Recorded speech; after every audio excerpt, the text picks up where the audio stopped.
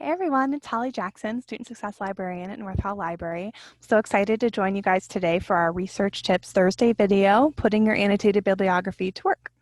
So at this point, you've probably written one or two or more annotated bibliographies for a class, and you're probably putting your final papers together. Here's an example of an annotated bibliography that I put together and kind of pulling out one of those examples. So in it, you've obviously got some sort of a short summary, and you've got something about how you're going to use it, or maybe how it's not really going to be helpful for your work. Both of those things are really valid when you're writing your annotated bibliographies, and they're helpful when you're trying to figure out what you're going to put into your research paper as you're writing it. Because you took these extra steps, it's going to be really helpful in actually figuring out what it is you want to include in your paper. So when I take something from a source, maybe I wanted to use that specific one, I want to make sure that I'm introducing it, who wrote it, where it came from. I'm citing the actual quotation or wherever it's coming from, and then I'm following it up with an explanation. I'm not just dumping the information into my paper. And this is called the ICE method, and you really want to use this no matter how you're integrating a source into your research paper. So you want to start by using a signal phrase. This is introducing your quote, your summary, or your paraphrase. And so this is going to talk about who the author, the organization behind the research is, and where that source is coming from. So, John Doe, an executive at this business, writes about whatever your quote is, and then tying it into your topic. If you're using a direct quotation, it's pretty easy because you just put in that quotation. They're pretty easy and straightforward just because you're quoting directly from the author.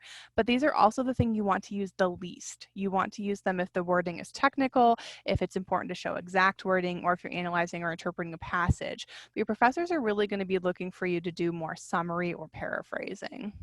So summarizing is all about the main points, the main ideas, and the major support. You can take a whole article or a whole book and condense it into a short paragraph.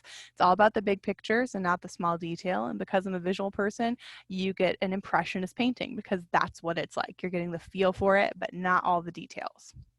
Paraphrasing is the opposite, basically. Instead of taking the whole thing, you're taking a sentence or two, a direct quotation, and putting it into your own words. It's like a picture, like this picture of the Houses of Parliament. It's all about the detail. And this is what most professors, most journals, what a lot of people are going to want to see from you, especially when you reach upper levels of research. But it's the easiest method to plagiarize because by the time you're putting things into your own words like this, it feels like it's common knowledge, but you always want to make sure that you're giving credit where these ideas are coming from so that other people can follow the research. So here's an example you are welcome to pause and take a look at. This is from Jack Zipes, who's a fairy tale scholar. And so taking this quote and putting it into my own words that make it a little bit easier for my readers to understand what's being said in the research. And then here's that chart again. I've had some people tell me that they're told that summarizing and paraphrasing are the same thing, but that's not really true. Again, summary is like this impressionist painting. It's taking multiple paragraphs or an entire work and putting it into a few sentences, and it's all about the main ideas. It's much shorter than what it is you're talking about, where paraphrasing is just a sentence or two. It's a direct quote you're putting into your own words. It's detailed and specific, and honestly, it's the same length or even a little bit longer than the original quote that you're pulling it from. So here's some tips for when you want to paraphrase to make it a little bit easier for you. Make notes as you're reading a piece or jot it down on the copy that you printed. If it's in your notes, make sure that you take the parts you want to paraphrase and put them in your own words. Make sure you write down the citation, the page number, so you don't have to go back and find that later. And then when you're writing your paper, paraphrase from your notes so that it's one step removed from the author's original words and you're not at risk of plagiarizing it.